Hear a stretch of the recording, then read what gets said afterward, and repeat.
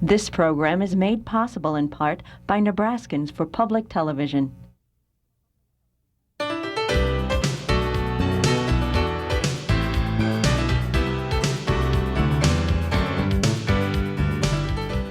Consider this, a news and information program recorded on the campus of the University of Nebraska at Omaha. From the Fireside Lounge in the Milo Bales Student Center, here is your host, Carol Schrader. Hello and welcome back to UNO. You know, when we were seeking an arena convention center, when it was going to be on the ballot and all the brouhaha about it, then the news was fast and furious, a news story every day.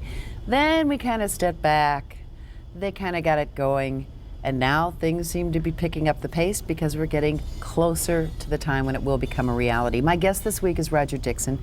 For about a year and a half, a little more, he's been executive director of the Metropolitan Omaha Entertainment and Convention Authority. Well, it's Metropolitan Entertainment and Convention Authority, MECA. Don't need that Omaha in there, but we all know it is Omaha. It is Omaha. And this is what the taxpayers approved, that this MECA, in addition to approving the Arena Convention Center, we set up an authority, much like the Metro Area Transit Authority, the Airport Authority, to help us handle this big project. This is true. How are you holding up? Doing well, doing very well. You come to us via many places, but most recently St. Louis, where they put up a convention center or arena. I was involved with construction of the Kiel Center, which is where St. Louis Blues Hockey Club plays with the NHL. So you have a little experience, and I'm sure they wouldn't have chosen you if you didn't. Your experience lately seems to be answering questions because news comes in waves, I think, as you probably have learned over the years with these kinds of projects. They're long, they're ongoing, and the pesky news media and some politicians are, want to know what's going on. Do you, what is your biggest concern right now? Biggest concern right now is keeping the project on schedule and on budget. And it's something that consumes a lot of everybody's time as far as on MECA staff. And, we're pleased to say it currently is on schedule and at budget too. Well, just as a thumbnail sketch of what does that mean? Where are we right now? We've probably got, well, not probably, we have about half of the convention center steel up. And if you drive on Abbott Drive now, you'll see this big steel structure. That is the convention center. Immediately south of it, you'll see concrete columns and floors being poured. That is the arena. So as far as where we're at in the process, we've probably got about 25% of the project under construction, and moving forward, it's going to be fast and furious as we speak. And one of the big things that people noticed right away was, trying to get the site ready, and that was quite an event in itself. Maybe not for you, but I mean, it was earth moving, dirt moving, getting some contaminated things out, but actually starting to put up the steel in that's kind of exciting to see when you drive by there. It's very exciting, and it's going to be even more exciting because we are going to have an open house coming in the first weekend in June where we're going to ask the public to come down, and hopefully we're going to let them walk down the exhibit hall and get a real feel of how massive this facility really is going to be. For those of us that don't get out much, as in out of town. I mean, I've been in the Superdome for political conventions. I've been in a lot of the San Francisco Convention Center. We're a medium-sized, city. I don't know how people rank cities. Second tier, I guess, is often what we're referred to in terms of size. What does this compare to places that we might go or might have relatives in the town that are familiar with and seen? Well, as far as the facility itself is not going to compare to anything. One of the things that excited me about this project was it's really two facilities. It's an arena that's going to set, for a concert, upwards to 17,000 people. And it just happens to be connected to a 194,000 square foot of exhibit space convention center that also supported with 60,000 square feet of meeting facilities. So to compare it, you can't. Kansas City has a bigger convention center, but its arena is not connected. It's away from it. We're a one-stop shop for conventions that need the type of space we have. Louisville, Kentucky, another comparable city. We have a little bit less square footage, but again, they don't have an arena. You know what? As an Omahan who's fought for parking spaces from the time she was a college student here at UNO to trying to go downtown or anywhere looking for a place to park, down to the current Civic Auditorium, and my church is downtown, so we're always fighting with flower shows and everything just to go to church. The thing that, maybe it's just my whacked mind, the thing that appeals to me is that there's going to be parking.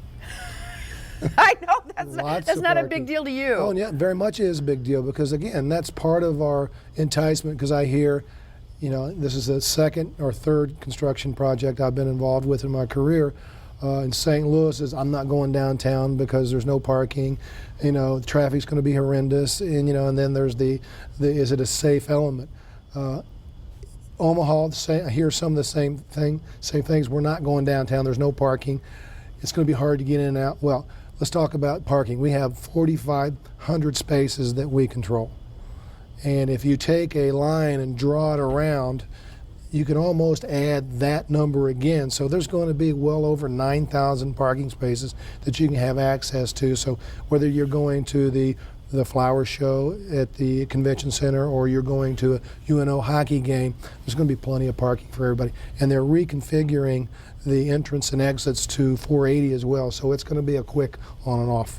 Because when I go down to Kansas City, where they've got the football stadium and the baseball, the Royals, you know, right next to each other, and they each can use that same parking. I mean, that's the first thing that came to my mind is that I'm going to go have interstate access to a place pretty quickly, and then be able, once we, you know, you always got to kind of wait to get out of the parking lot, but then you can zoom. That's right.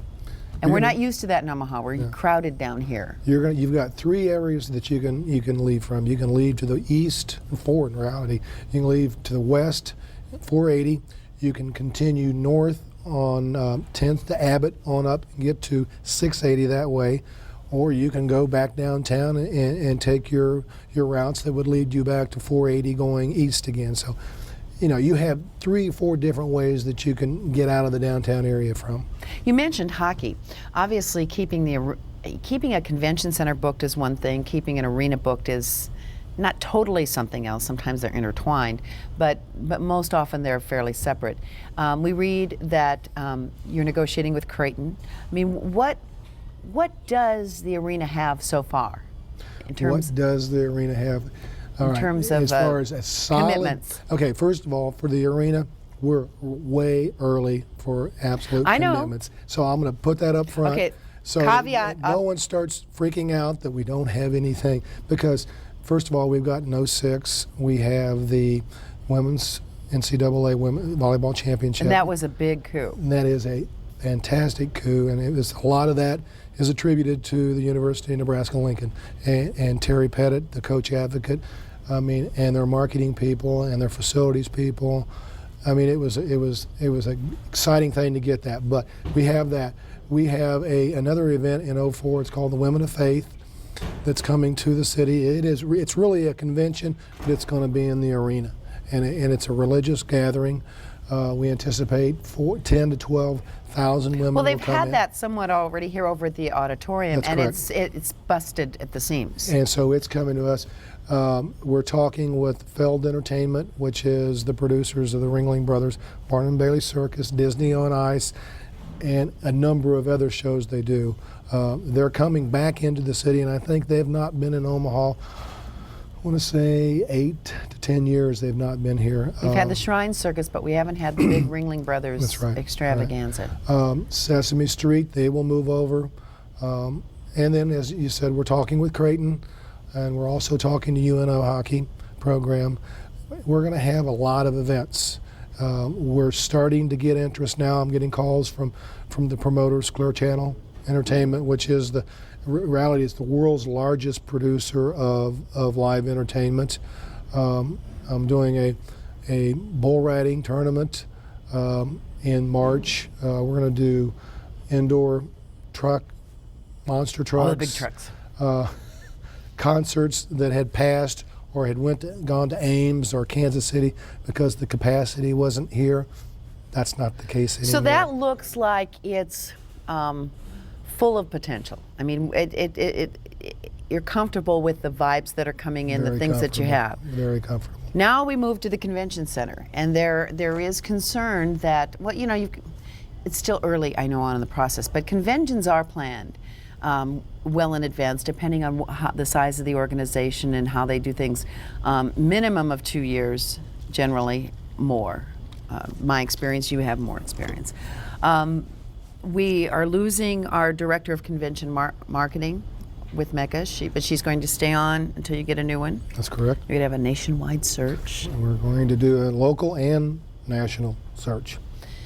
So how do you gauge where you are? Now here you are having to worry about putting up the whole thing, but you still have to be looking, you know, seeking, searching, signing people on dotted lines. It's an all-encompassing job. First of all, Dana Markle, who has recently resigned, Dana's primary responsibility is selling the convention center, meeting rooms. And I'll use the term kind of a local salesperson. She interacts quite a bit with the Bureau for the citywide conventions. We have hired a search firm to cover that. You talk about conventions and the lead time. The word is we have 2 conventions, and that's true. We got Mary Kay and then a tech convention that's coming in. That's just a part of the mix of the events we'll have at the convention center. You know, right now we've had a request for just shy of 300 event days for use of the convention center. In other words, do you have these available, and what are all the stats that you know, all your We're working your numbers? on this. You know, we developed a policy. It's called the 18 months and out and the 18 months and in. The 18 months and out is, in other words, that is where the sales effort is for the convention, citywide conventions that will come in and take up multiple properties, different hotels, and the convention center. That task falls to the Bureau as the quarterback to sell the city as a convention meeting destination. We work in concert with the Bureau along with the hotels to bring those groups in. And that's been where some of the concerns have been, because this is a new product for the Bureau and the city to sell. They've not had a dedicated convention facility as they do now. And by the Bureau, we should just clarify, that's the Douglas. It's a Greater Omaha Visitors and Convention Bureau. It's GOCVB.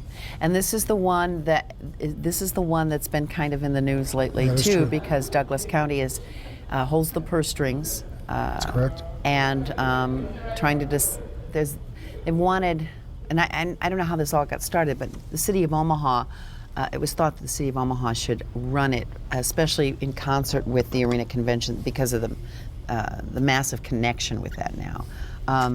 And just this past week, the Douglas County Board has agreed, come very close to agreeing.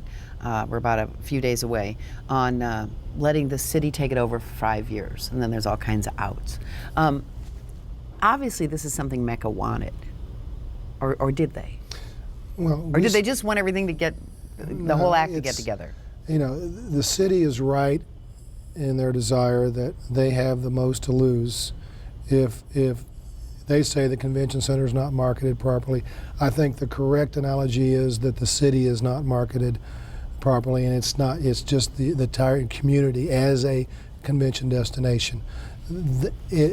They're on the hook because part of their financing package for the repayment of the bonds is the turnback tax, and that is generated only by out-of-state visitors that are coming to attend conventions.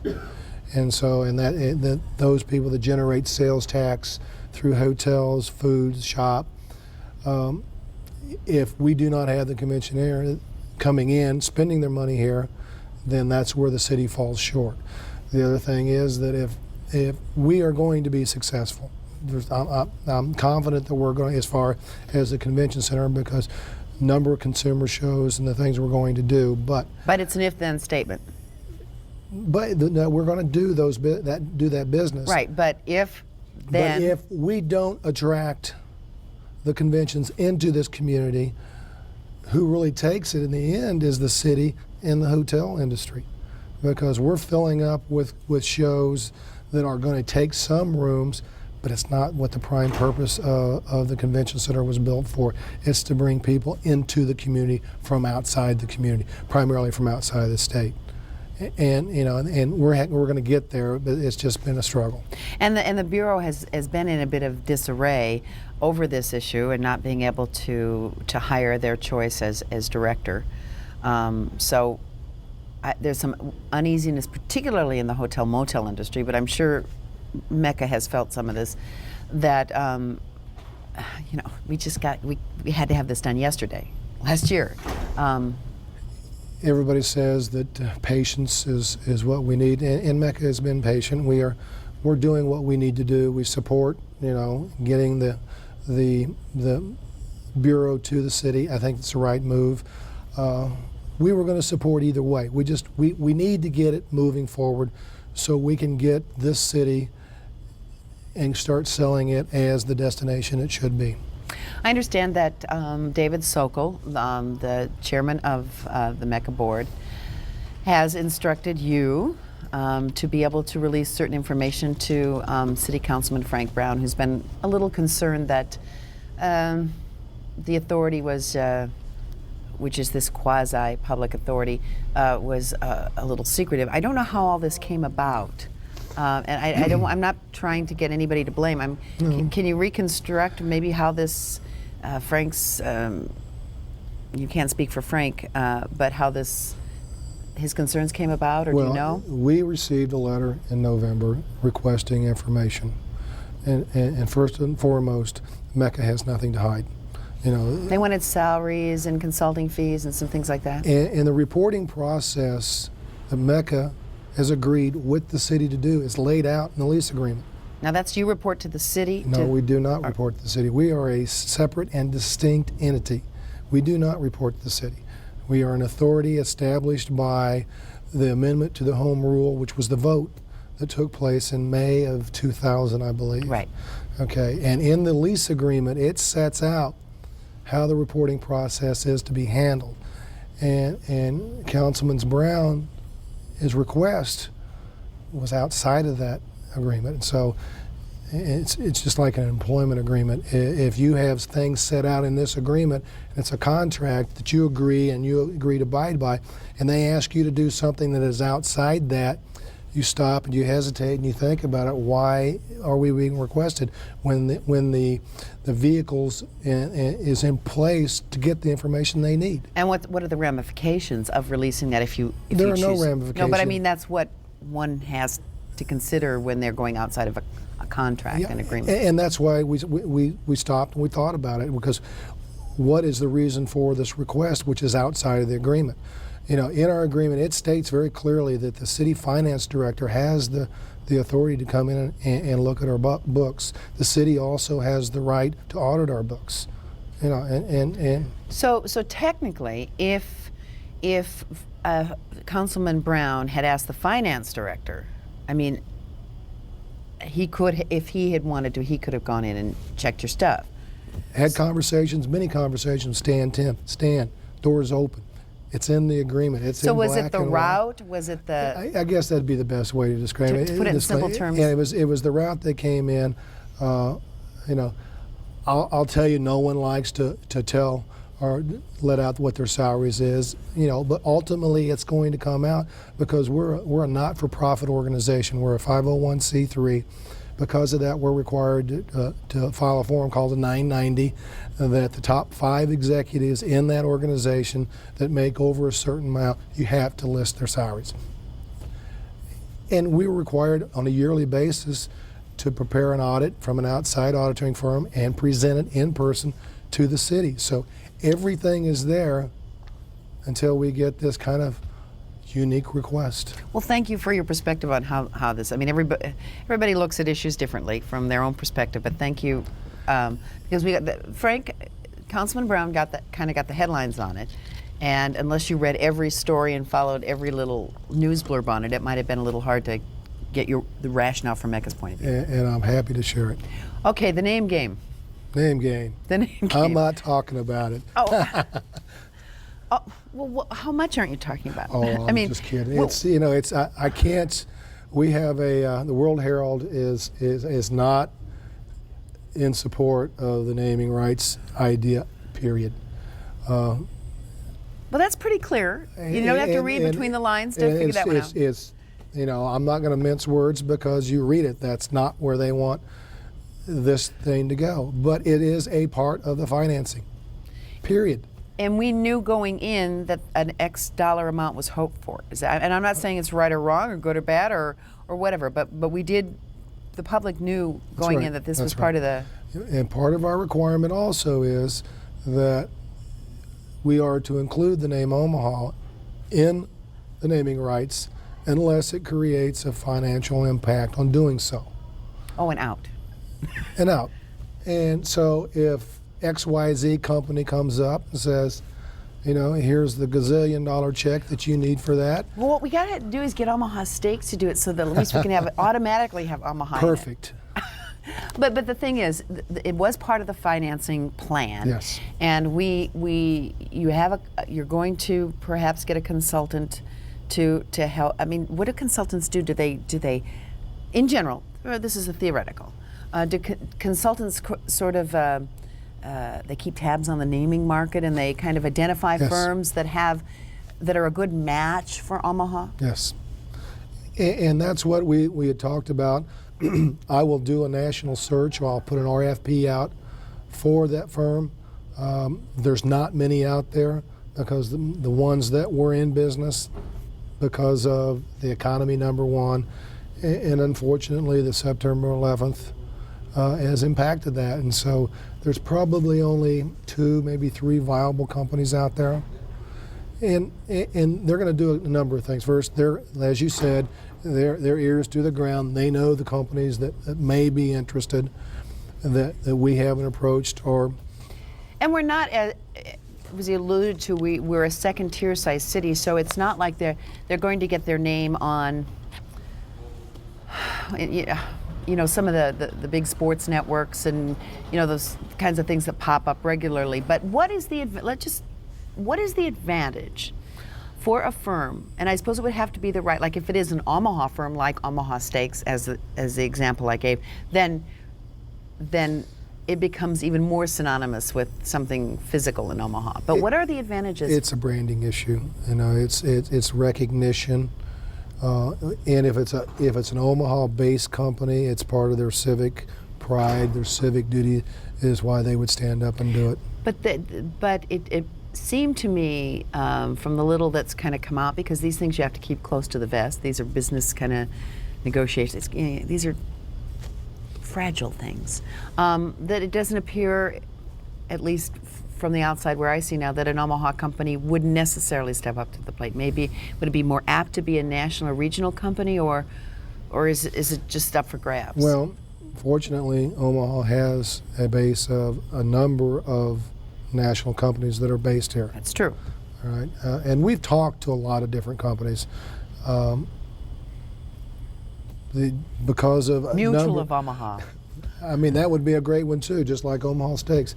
But it's a decision they have to make. That It's a big commitment. Is this the right use of their monies? Is this what we want to do for the community? And what are we talking about? Refresh my memory on what is the ballpark? The ballpark, upwards of 18 million. A year? Oh no, total. No, that's a total It's package over for a 15 to 20 year period. Okay, so a couple $3,000 a year, or couple. Well, it really works Half out to one. a little bit over $1 million a year. Is if I had a Well, perfect if I win scenario, the lottery, that's chump change, and I'll. There you go.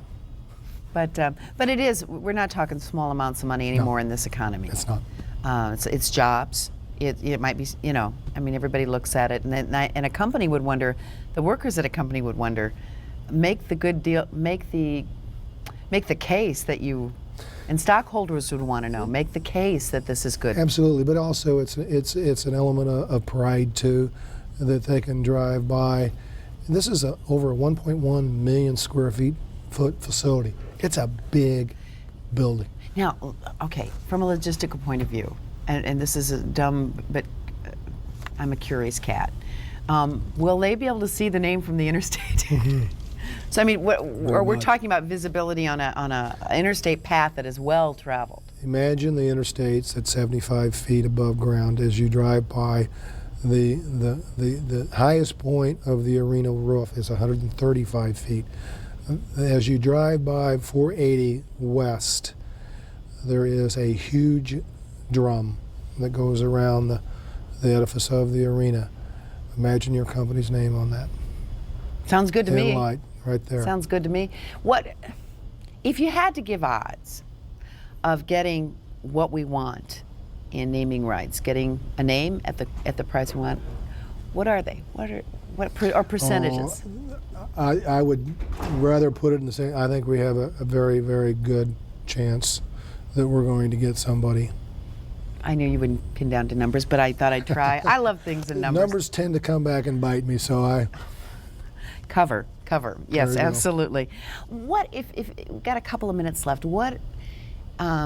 Take this opportunity to just say what you think, being in Omaha now for a year and a half or so and working on this project, what you personally, not what the company line is, although I'm sure it'll overlap a little, but what you personally see, having been in a bigger city, that this will mean to Omaha as it shapes up, as you're seeing it. When you go to bed at night, what are you thinking? You know, this is a quality of life situation. This is, you know, yes, you got the Civic and it's served its purpose, but this new facility is going to bring in the entertainment value that, you know, I hear a lot of the parents say, you know, my kid wants to leave because there's no entertainment. We're going to have that element here now. The convention aspect of it. We're going to allow shows that are here to grow and bring in other shows that haven't been here. You know, I want to make this facility, you know, the place to be, no matter what. You know, and Omaha, you talk about coming from a bigger market, they're all the same. You know, it's, you know, They just might be more drive time. Yeah, it's more drive time. And Omaha is an outstanding community. It's a friendly community. It's easy to get around. You know, I've never lived in a community. People actually slow down and let you merge into. It's a beautiful thing. It's a beautiful thing. We've got about 10 seconds. How many jobs, we know that there's a spillover, a domino effect, but how many jobs is this Arena Convention Center actually going to provide? Construction right now, we're talking about 400 jobs. Those are short-term jobs because within a year and a half, they're over.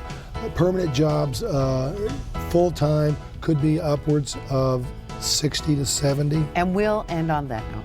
Roger Dixon, thank you for joining us, Executive Director of MECA, and thank you for joining us this week on Consider This.